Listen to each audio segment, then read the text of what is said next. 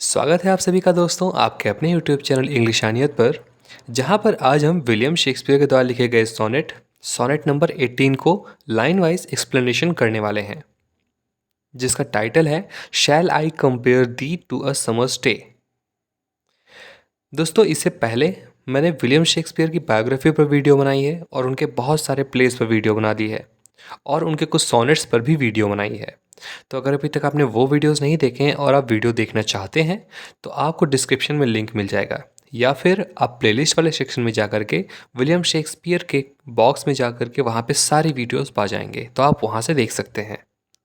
तो चलिए अब किसी देरी को ना करते हुए अपना आज का पोएम शुरू करते हैं। तो दोस्तों, विलियम शेक्सपियर पोएम को स्टार्ट करते हुए ये जिसको डेडिकेट कर रहे हैं, आपको पता होगा कि विलियम शेक्सपियर के जो पोएम्स हैं, सोनेट्स है, वो कुल 154 सोनेट्स हैं, जिसमें कि 1 से लेकर के 126 सोनेट्स तक उन्होंने फेयर यूथ को डेडिकेट किया है। तो यहाँ पर वो फेयर यूथ को डेडिकेट करते हुए कह रहे हैं, स्टार्ट करते हैं अपना line, shall I compare thee to a summer's day. Thee means होता है तुम या तुमको, तो शैल आई कंपेयर, क्या मुझे तुलना करना चाहिए, दी मतलब तुम्हें, टू अ समर्स डे, एक गर्मी के दिन से। दोस्तों, आपको बता दें कि इंग्लैंड या फिर जो इंग्लिश कंट्रीज़ हैं वहाँ पर ठंडी बहुत पड़ती है, तो वहाँ पर जो गर्मी के दिन होते हैं वो बहुत ही सुहावने होते हैं या सभी को बहुत ज़्यादा पसंद होते हैं। तो यहाँ पर समर्स डे मीन्स होता है सबको पसंद किया जाने वाला, इस सेंस में यूज़ किया गया है गर्मी के दिन को, ठीक है। तो क्या मुझे तुमको ऐसा उस चीज़ से तुलना करना चाहिए जो गर्मी के दिन जिस तरह सबको पसंद आता है। तो क्या मैं तुमको ये कह सकता हूँ कि तुम सबको बहुत पसंद आते हो, बहुत प्यारे हो। Thou art more lovely and more temperate. Thou means होता है तुम्हारा, तो जो तुम्हारा आर्ट मतलब तुम्हारा नेचर है वो मोर लवली, वो बहुत प्यारा है, एंड मोर टेम्परेट। टेम्परेट मतलब होता है सुहावना या सदाबहार, है ना, यानी कि न ज़्यादा ठंडा न ज़्यादा गर्म। तुम्हारा जो नेचर है, तुम्हारा आर्ट है, वो बहुत ज़्यादा ही लवली है और टेम्परेट है, इसलिए मैं तुमको क्या एक गर्मी के दिन से कंपेयर कर सकता हूँ।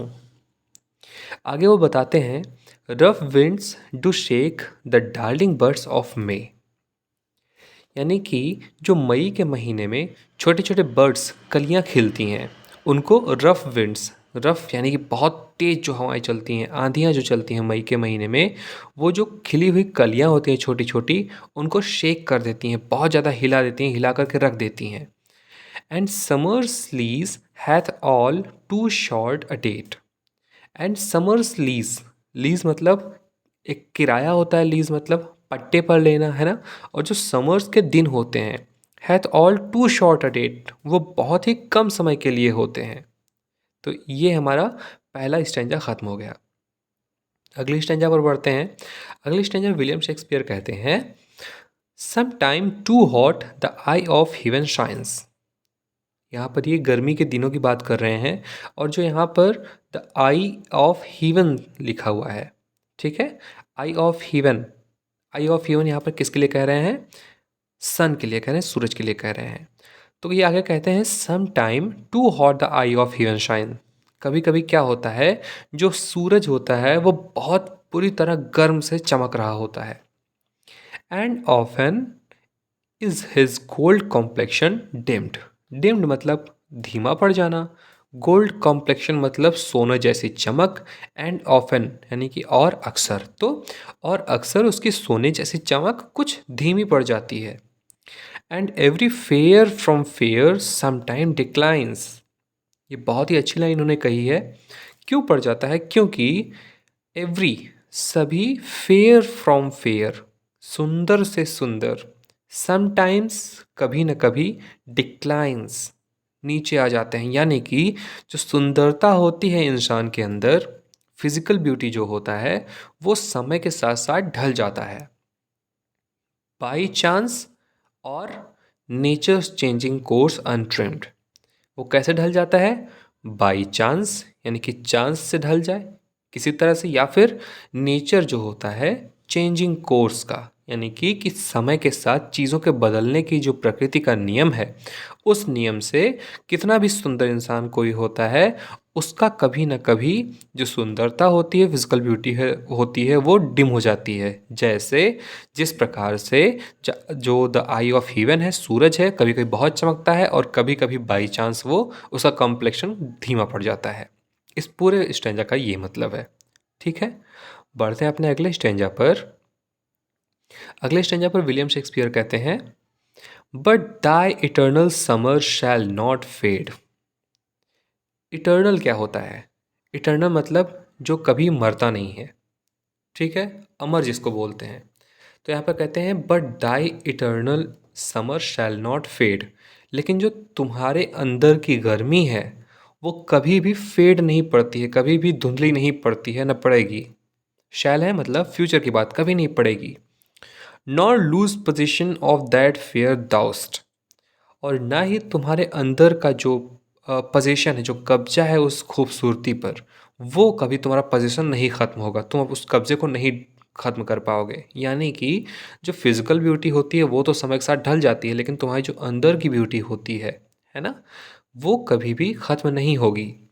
Nor shall death brag thou wanderest in his shade. और ना ही कभी डेथ मृत्यु ब्रैग खींच सकती है, दाउ तुम्हारे, वनड्रेस्ट इन हिज शेड तुम्हारे अंदर की खूबसूरती को अपनी शेड में, अपनी छाया में। यानी कि मृत्यु भी उस खूबसूरती को, जो इंटरनल ब्यूटी होती है, उसको नहीं खींच सकती है। When in eternal lines to time thou growest।